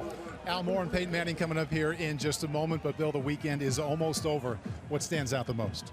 Oh gosh, so many things. I think the opportunity to see so many players last evening who did so much to get this honor for me, and to see them again and talk with them, and it really was among many great experiences that might have been the tops. And some former coaches back in 2001. You present Marv Levy for enshrinement. Last night he does the same thing for you. How special was that? Very special. He's in his 9th decade, and I was thrilled that certainly he's still here to do it, because there was no question in my mind that if he was, it was going to be him, and he's had more to do with my success than anyone, and it was an easy call, and I'm thrilled that he was able to do it. You and Marv had so much to do with those Bills teams that went to 4 Super Bowls. A lot of people just want to remember the losses. What do you remember about those teams? I remember their resilience. I remember their perseverance. I remember their character. This is true with Tony as well, although we won a Super Bowl in Indianapolis. I'm most proud not of what we did, but how we did it and with whom we did it. You drafted Peyton Manning, turned out to be a great decision back in 1998. You, as well as anyone, know how much he values his practice and preparation time, but he made time yesterday to be here with you. What did that mean to you? It meant the world. Just to have him take time out from his preparation to come and be part of this, because he's, of course, such a big part of my career and a big part of the reason I'm here. It was marvelous. I never anticipated that he would. You know, we sent the invitation assuming that he's working, and lo and behold, he said, I'll be there. Everybody knows Peyton, not surprised that he chose to be here. Finally, let's play GM one more time. Fantasy team. You get the first overall pick, but you can only select a coach or a player already enshrined in the Hall of Fame. Who's your guy? Wow, that's a very tough call. I've always said it's either a quarterback or a pass rusher, and the quarterback is the hardest guy to come by. And as everybody knows, I'm always loyal to my guys, so it'll be Jim Kelly until Peyton's in here. Very good. Well done. Bill, thank you. Thank you. Guys. All right. Thank you, Paul. He had a great line last night, didn't he? He was telling Peyton, he said, come on, man, you got to hurry up and retire so you can get in here. I may not be around to see it here, but he really is. You get the feeling, and you know he's no shrinking flower. This is a guy that's going to tell you exactly what he thinks at all times. but you also get the feeling when he was with you and, you know, two of the smartest guys in the room, and give us a little of the interaction of what it's like to be with a GM like that. Totally loyal and totally focused on what's best for the team. And he had those, you know, ideas, and he was very emotional, but he would listen to you and he'd come back and say, okay, I thought about this again. Let's go down this path again and let's figure it out. And he was great to work with. He was tremendous. He wasn't so great on broadcasters, though, over the years. I remember he used to make us stand at the far end of the field. You guys would take practice all the way up. And I said, Bill, this is not right. We have the right to go up there and see practice. He said, okay, I'll take care of it. He walks the slowest walk I have ever seen in my. It took him 20 minutes to get up there. He said, oh, they'll be back in a little while. I was like, okay, great. And then you got the best part, because before that, we'd have a conversation. Can we close practice? Can we keep those guys? I said, no, Bill, we can't close practice. So what business does he go into? Broadcasting. Absolutely. Right? Absolutely. Does a nice job on ESPN as well. Very sharp guy. Boy, I got a chance to sit down with him one time, and he pulled out one of those old binders, you know, with all the players and all the names. It goes back, you know, decades. And so you get that historical perspective looking at all those players. And I'll tell you, the one thing people may not know, he was such a great listener. I think that's what made him good.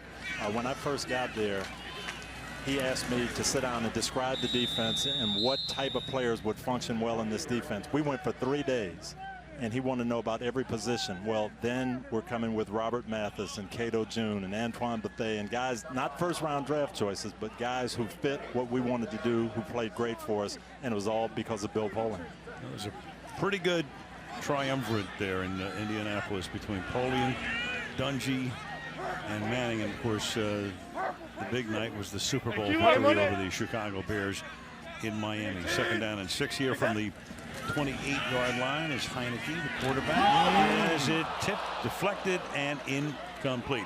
So last night, during Bill Polian's speech, here's what he had to say about one Mr. Dungy. Tony's example of courage, class, dignity, and dedication in the face of unspeakable tragedy made us a better football team and, more importantly, better people. I look forward to his enshrinement in this hall.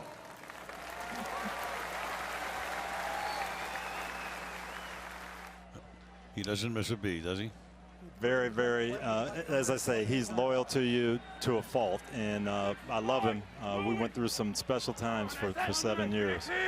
If I could change gears on you for 1 minute, you hired Mike Tomlin.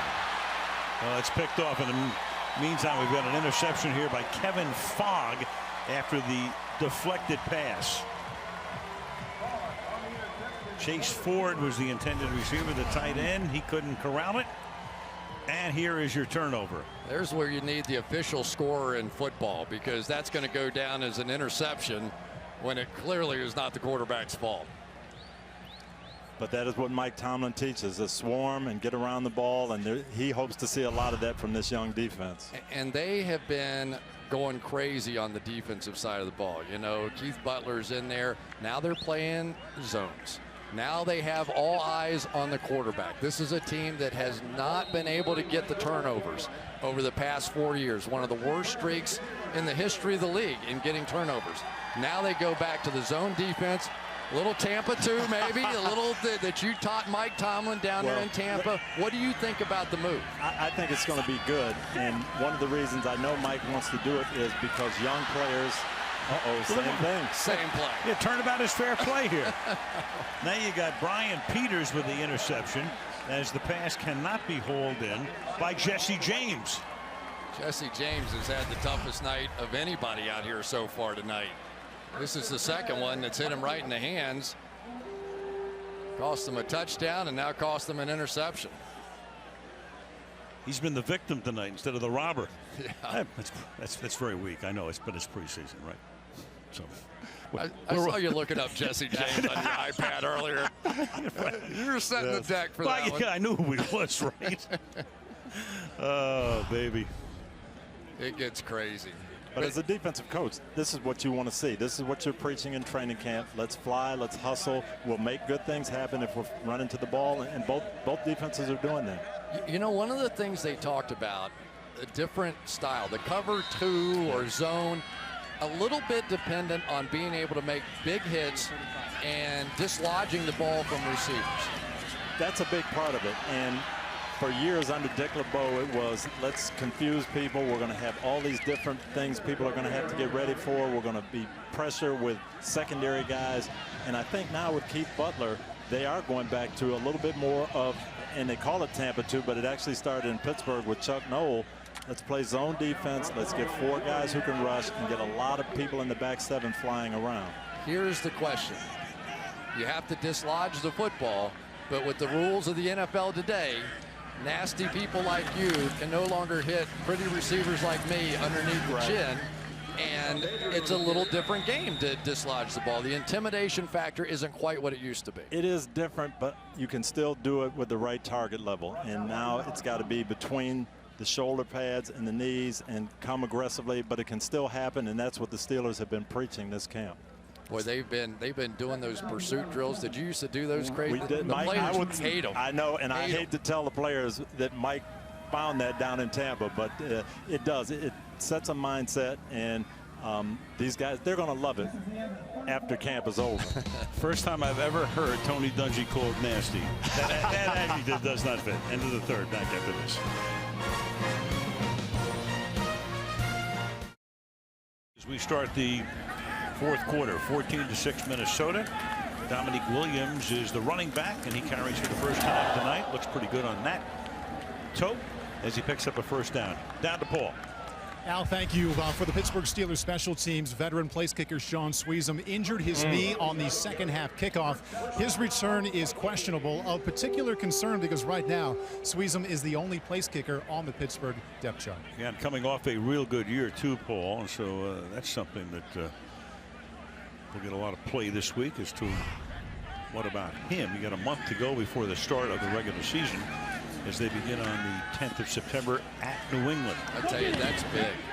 And maybe the only reason I know it is because I played a game of fantasy football not too long ago. But how accurate he is in one of the tougher stadiums to kick. They've got that open inside and then the other side, and it's completely different. And his experience, let's hope he's okay and able to play by opening day.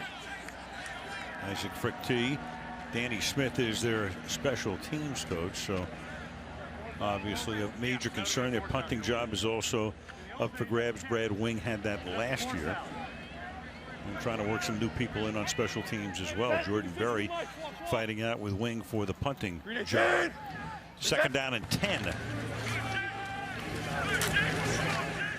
And this is Williams taking the ball to the 50-yard line. So Mike Zimmer, longtime assistant. He was a hot assistant for a long time. Started with the Cowboys in '94. Then the defensive backs coach. He was the coordinator for 7 years. Bill Parcells was there for most of those. Went to Atlanta for a year. Went to Cincinnati with Marvin Lewis. And he had a number of interviews and had pretty much run out of hope. But a couple of years ago, he was interviewed by Minnesota. He was interviewed by Tennessee. Ken Wisenhunt got the job. And actually, when he was called back for a second interview in Minnesota, he wasn't going to go. He just felt, you know what, it's just not going to ever happen. But it turns out that he goes back to Minnesota, meets with the Will family. Offense, 5-yard penalty, third down. And with Rick Spielman, winds up getting the job. And he's in a good spot. He is going to get this defense tweaked. He did a great job in Cincinnati with Marvin, as you said. And offensively, they've got some weaponry. And if this defense can learn to play with the lead, they're going to be very, very tough, I think. And that one of the things that Zim wanted was to have a strong general manager. He did not want to do anything but coach. He didn't want to be involved in picking the players, buying the groceries, as Bill Parcells used to say. And that's caught by Diggs, but not enough for a first down. You know, one of the things we should say, though, is Zim's father, Bill, has been struggling a bit, and his mom, Ann, and Bill is in the Hall of Fame for high school coaches, Lockport High School, and was the 6th winningest coach in Illinois when he ended up retiring in their Hall of Fame in football and wrestling. And certainly Mike Zimmer is thinking about his dad right now. Here's Locke's punt at the 10. Kenzel Doe. 15-yard run back to the 25-yard line. So early in the fourth quarter, Minnesota leading Pittsburgh 14-3 in the Hall of Fame game. Not often you can say somebody playing in the National Football League is a true American hero, but you're looking at one right there. Alejandro Villanueva was a U.S. Army Ranger. Yes, at 6'9", he used to jump out of airplanes. Nobody was quite sure that that was allowed, but he did it anyway.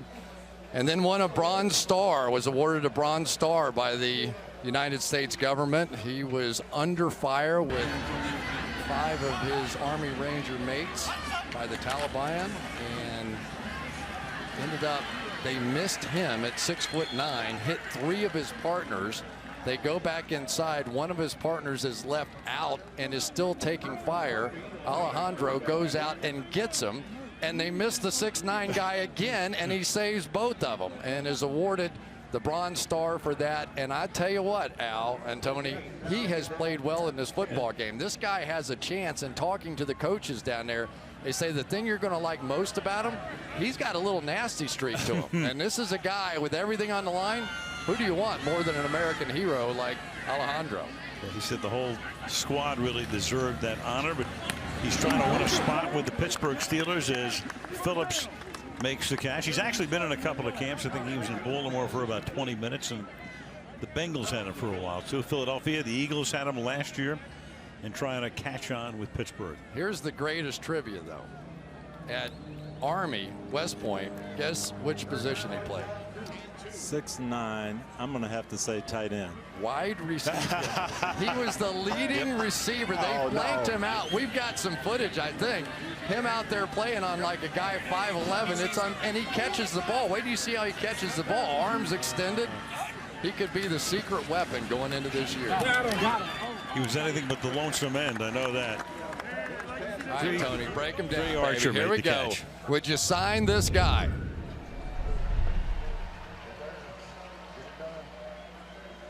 Oh, I love that. Look at the hands. But he looks like he's about 230 or 235 there. He's put on some weight. He was 295 there? Yep. You got it. Wow. Yeah, I'd have to take a chance on that athleticism. So he's that kind of athlete. He's 6'9". He's got arms a mile long. And you know he has the footwork. Watch the footwork a little bit here. Now, obviously, he doesn't have a lot of experience. A little kick step to him. Not too bad. And you know if he makes the team, there will be a few tackle-eligible plays in there. Oh, yes. Yeah. Here you go, Tony. How's the kick step look? No, I like him. I like him as a pass protector. Long arms and athleticism. That's what you've got to have. You're right. He has played well tonight. He has been all over it. There's Mike Munchak, who is his position coach. Boy, what a difference he's made up there. And that's going to be a plus for Alejandro, too, to have someone who can coach him like that and help him with those fundamentals that he's going to need to work on. I want him to block kicks, if nothing else. 2nd and 10. And Jones airs it out into traffic, and you got flags. You have 3 flags coming in, so I think there's going to be a call here. Just a guess. Phillips was the intended receiver. He had DeMarcus Van Dyke back there with him. Pass interference. Number 19 offense. 10-yard penalty. Repeat 2nd down. I've never seen 3 flags for offensive interference. Have you? No. That was interesting. A little hand checking, and yeah, everybody was tugging and pulling a little bit. There's Villanueva once again. He has stayed in front of his guys. Now, okay, we're in the 4th quarter of the Hall of Fame game. He's not seeing Reggie White out there, but you know, he has been in there a long time too. He has played basically the whole game, and I think played very, very well. Of course, he's not going to start there. Kelvin Beachum, who I think is arguably their best offensive lineman. Maybe Pouncey. DeCastro's pretty good too. But at least if they could get that extra tackle, boy, it would be worth a lot to this football team. Archer on a 2nd and 20. I just think Mike Munchak's been one of those guys that came in, and sometimes, Tony, you know, you forget that coaches can make guys better. And watching Pittsburgh from one year to the next, he made this offensive line better. No question about that. There are some guys who do that. They bring just a certain fundamental toughness to a group, and Mike has done that. You did see it last year. 3rd and 15 from the 30-yard line. Jones a little too high and incomplete. Intended for Phillips. It'll be 4th down.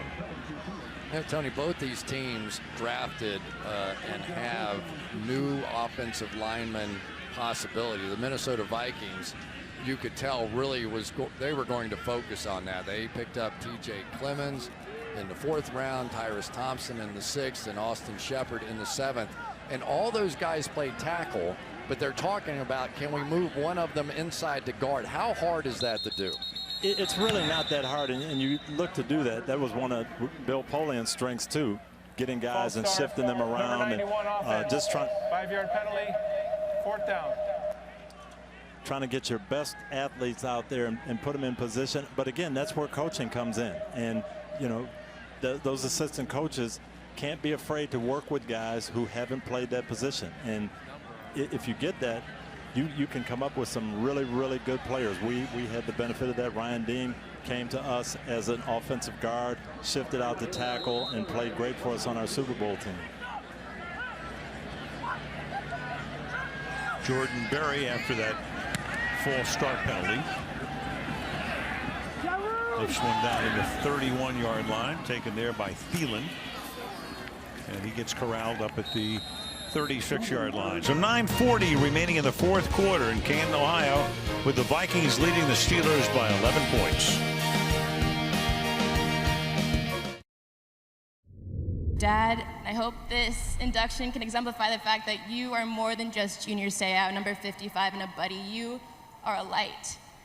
And I want nothing more than to see you come on stage, give the speech you were meant to give me a hug, and tell me you love me one last time. But that isn't our reality. Dad, I love you and I miss you. Congratulations, you made it. Everybody who was here last night will remember that. That's Sydney Seau. We're going to talk to her in just a minute down on the field. But a very emotional and terrific speech, and everybody around Canton is talking about that today. Minnesota starts this drive with a 2-yard run up the middle. And we are almost ready to go to Paul, I take it? Well, there's the Hall of Fame career, almost in a second. So Junior Seau, most of his career spent with San Diego. 268 games played, 2nd highest in NFL history by a linebacker. Clay Matthews, the only guy to exceed that. 12 plus Pro Bowls. 2nd and 8 from the 39-yard line. DeJuan Harris. Of course, we all know that Junior committed suicide about 3 years ago. There was some consternation amongst the committee here at the Hall of Fame. The protocol had been that the deceased the family does not get to talk. That was put in a couple of years ago, and a lot of people were very upset about that. There was some fear, I guess, on the part of some that she would use it as some sort of bully pulpit, because there was a lawsuit that they were a part of against the NFL, contending all the hits that he took to the head led to the suicide. But she did anything but that last night. She used it as a bully pulpit for love is what she did. It was spectacular, as good as anything I've ever seen at the Hall of Fame. Here's Harris to the 48-yard line and a flag.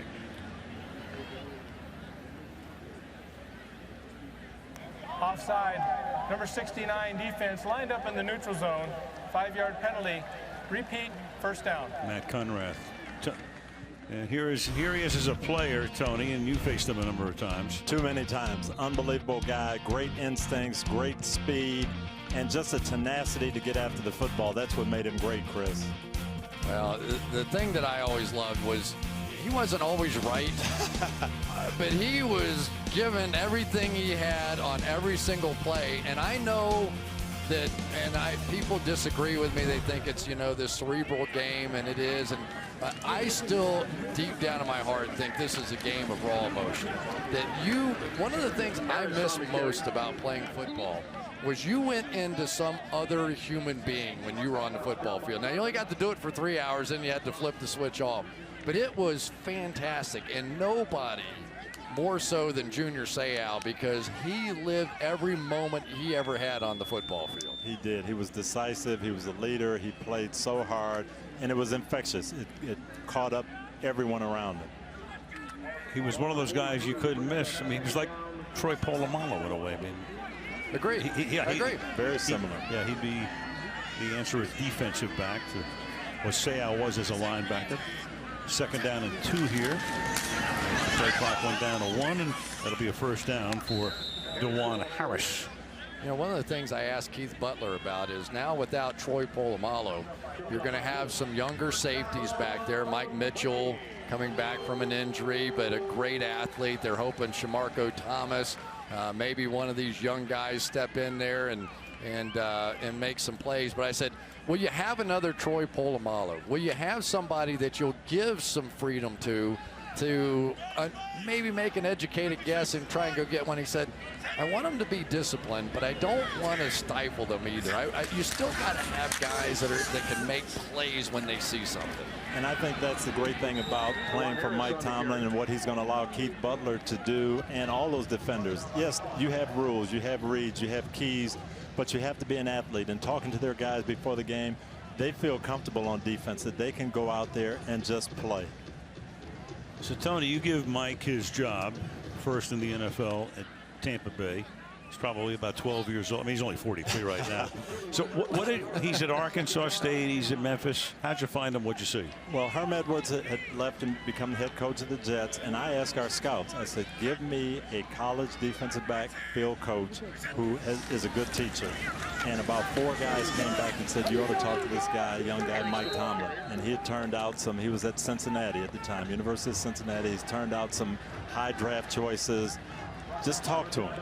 And in about 15 minutes of the interview, you saw a guy who knew football, who was very confident, who could communicate, but didn't come across as a know-it-all. And he came in. We had John Lynch and Rondé Barber in the middle of, Pro Bowl years. We had young guys. He communicated with everyone. And in about a half a year, you knew that this guy is something special. I think the Rooney family did the same thing. I'm not sure. Now, maybe you know more about this than I do, but I'm not sure that they had any idea they were going to hire him coming in, but he overwhelmed them the way that he sort of does us in production meetings, and I'm sure the way he did you. He comes in and he just has a presence and a passion for the game of football that is so infectious. And Al's favorite part is he's got a different saying every week. He has a wonderful way with words. I mean, he'd be the debate team captain anywhere. But the thing about the Steelers, the Rooney family, they had a formula. We're looking for a young, aggressive defensive coach. That's what we've had success with. Chuck Noll, Bill Cowher, that's what we're looking for. So they bring in Mike Tomlin, and not knowing much about him, that's exactly what happened. And I remember Dan Rooney calling me. We were preparing. We're still in the playoffs. And he said, I hate to take up your time, but this Mike Tomlin, he's an impressive guy. And I knew what happened, and the rest is history. You know how feisty he is. And Keith Butler was telling the story. Of course, he was there with Dick LeBeau and Ray Horton. They were playing golf. And they knew Tomlin had the interview. And at the end of the interview, he called those guys. He's good buddies with all of them, and especially Butler. And he said, they offered me the job, but they're lowballing me. I'm not going to take it. He was fired up. And Butler said, are you nuts? What are you talking about? Go take that job. It's like a lifetime job in Pittsburgh. They don't fire people there. And, of course, ultimately he did, and Super Bowls followed. That was good advice. Locks punt, fair caught at the 7-yard line with a flag on the play. So 4:16 remaining in a game in which the only touchdowns have been scored by Minnesota. It's 14-3. Each of these teams playing 5 preseason games. We'll see the Steelers on opening night of the regular season at New England, and the Vikings open on a Monday night at San Francisco. Get the call here from Sheffers. Personal foul.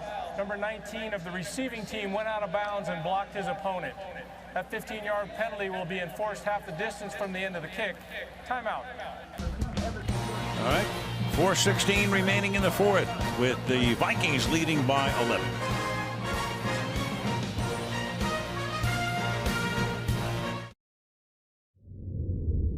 Mick's a man of little words, but a lot of action. He's so proud to be in this class of 2015. He waited 37 years to get to the Hall of Fame.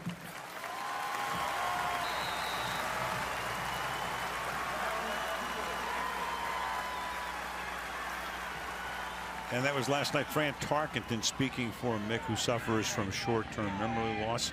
You saw Mick's family there as they put that Iron Man into Canton last night. Ball taken to the 10. Hey, Tony, one other thing about, we were talking about Tomlin. Look, I can't remember where my car is parked these days, but didn't you tell me at one point when you went from Tampa to Indianapolis, they didn't let you take him with you? Yeah, that was a bone of contention. Mike was under contract, and I thought it would be the right thing to do to let him come with me. He stayed there, won a Super Bowl, and then went to the Vikings. But he was a great young coach, and there was no doubt in my mind he was going to be fantastic. Number 39 defense, 5-yard penalty, automatic. First down. And speaking of Mick Tingelhoff, we just saw him. You think about, he played center in a division where you had those guys on the other side twice a year. Schmidt, Butkus, Nitschke. I was a college player at the University of Minnesota, then Al, and Mick Tingelhoff was tremendous. He was the glue to that offensive line, blocked for a lot of great running backs, quarterbacks, and he was sensational. I can remember going out to training camp and watching him, and he was a clinic. They tell the classic story. Bud Grant, who was the coach at the time, was known for not saying a lot. So Bud invited Mick and one of his teammates to go hunting. So it was about a 4-hour drive for this hunting trip. So Mick and his buddy decided they weren't going to say anything until Coach said something. The first words uttered on the trip was when they stopped for gas, and Bud turned to him and said, "You owe me money." I can imagine. I can imagine that conversation in the car. No, but that was so great seeing Fran and you know, the relationships that I'm sure you still have and I have with your teammates to generate that kind of raw emotion when you're talking about one of your guys. And it's I don't know how you explain family is really what it is. It is, and that was what last night was all about. You saw it over and over and over again. Bill Polian talked about it with Marv Levy presenting him and just how special that was. You can't substitute for that. Here goes Landry Jones and banging his way like a bumper car out to a first down. But for you, Tony, it's old home week here. You played for and coached for both of these teams. I really did, and it was, I tell you what, both very good organizations, tremendous organizations, but starting out as a Steeler and being around the Rooney family, it couldn't have been a better start for me in a career, and being with Chuck Noll, that's catapulted me for sure. Here's Archer making the catch, and he has a first down. You think about consistency and steadiness. You've got Noel, and there you are. Oh, yeah. There's every iteration. You know, you're very scholarly in the middle there, very. Well, though that was quite some time ago now, but then going to Minnesota, and Denny Green hired me in 1992, and that was huge for me to get a chance to be the defensive coordinator there, and Denny trained me to be a head coach, and I owe him a tremendous amount of gratitude. We missed Denny's press conferences, I got to tell you. Were those the best of all time? Well, I saw that 7 days a week. What you guys saw once a week, I saw it a lot. He was fun to be around on the headsets, that's for sure. Chris Carter said that basically his pregame speeches would be, "Hey, Chris Carter, are you better than the guy playing across from you? Hey, you know," and he would go around the room, and it was like, we're not talking about schemes. Yep. Can you beat that guy? Are you telling me you're not better than that guy? And that was kind of what he did, right? Yes, he did. Do I want you or do I want him? I want you. Now go out there and show me why I want you. And it was classic. He was great. But I tell you what I learned from him. He cared about having the players ready, having them fresh, taking care of the guys. And that was new to me. And it made a difference when I became the head coach. I took a lot of that with me. How hard is it to coach now? without the contact during the week. And I think it's the greatest thing the NFL has done. I hope they take it all the way down to the high school and Pee Wee level. Very limited contact during the week, so you don't get the repetitive head. It's different. And the people you see succeed now are the teachers. If you can teach, you can't show a guy 10 times how to do it. You've got to be able to. 5-yard penalty, remains 3rd down. You've got to be able to teach them how to do it without the contact, and that's where the Mike Tomlins and the Bill Belichick's are good. And meanwhile, Tomlin has let Landry Jones, except for a few odd plays here and there, go all the way. 14 of 31, 129. No touchdowns, 1 pick. Of course, you're going to see Roethlisberger sparingly during the rest of preseason. Gronkowski will get healthy. And then we'll find out about Landry Jones, whether he make the team or not. And he throws on the run, and that's Archer who gets taken down. In these games, Al, you have, as a head coach, you have about 6 or 7 guys that you really want to see. I'm anxious to see what they do. You let them play a lot, and they sink or swim. And I think Landry Jones was one. Villanueva was one guy tonight that Mike Tomlin wanted to see. I'm sure we're talking to Mike after the game, get his impressions on what he thought about the guys. I'll tell you, the Minnesota Vikings, though, really, in many ways, comes down to how they're going to play up front in that offensive line this year. 2-minute warning in Canton, Ohio.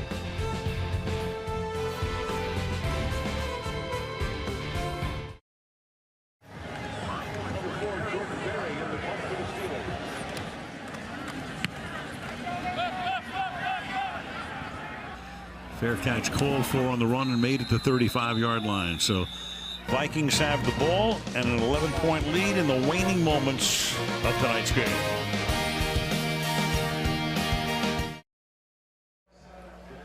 Wrapping it up here, our next preseason telecast in 3 weeks will be out in Oakland. Jack Del Rio and the Raiders taking on the Arizona Cardinals. 14-3, Minnesota on top here. And the Vikings have the ball, and they're already lining up in the victory formation. So unless Pittsburgh wants to stop the clock, we can take it all the way down. The Minnesota Vikings, they had an undefeated preseason last year, then won on opening day, and then, of course, the roof caved in with the Peterson situation. Monday night, they'll open in San Francisco, get Detroit at home, and then San Diego at home. Then at Denver, their bye comes early. Then it's KC and back in the division at Detroit and Chicago, and meet the Rams midway through the campaign. And that's the way they will wrap it up as they head down the stretch with their final game of the season at Green Bay on January 3. How about outside in Minnesota, outside in Minnesota, outside in Green Bay to finish the year? Oh, it's going to be throwback time. I've been there as a fan, and it's not great. It's a little bit better as a player, but you better have your long johns ready. Here's Pittsburgh's schedule. It's at New England in the NBC opener on that Thursday night, the 10th, San Fran. Then they get Le'Veon Bell back. That 3-game suspension became 2, so he's ready for the Rams. You got the Baltimore game, which is always tremendous. It's the first half of the schedule. And the latter half is pretty tough going down the stretch for these guys. This will be, barring a timeout, the final play of the game at Seattle, Indy at home, at Cincy, Denver at home, at Baltimore, at Cleveland. Tough road down the stretch for the Pittsburgh Steelers. Tony, we're so glad you joined us tonight. You didn't get paid for this. This is all charity work. This is charity, but it's a lot of fun. Always Appreciate great to be with you guys, and it was a great weekend. Terrific. Two coaches exchanging pleasantries. And there is one Antonio Brown who didn't play at all tonight, nor did we expect him to, but we're going to see a lot of him in all likelihood on the 10th night of September. I tell you, Minnesota Vikings, I know we're early in this thing. They have a lot of weapons, and you have to see what Adrian Peterson is going to bring when he comes back. They are so energized by Peterson's presence. You can feel that in talking to the players. All right, so the preseason is underway.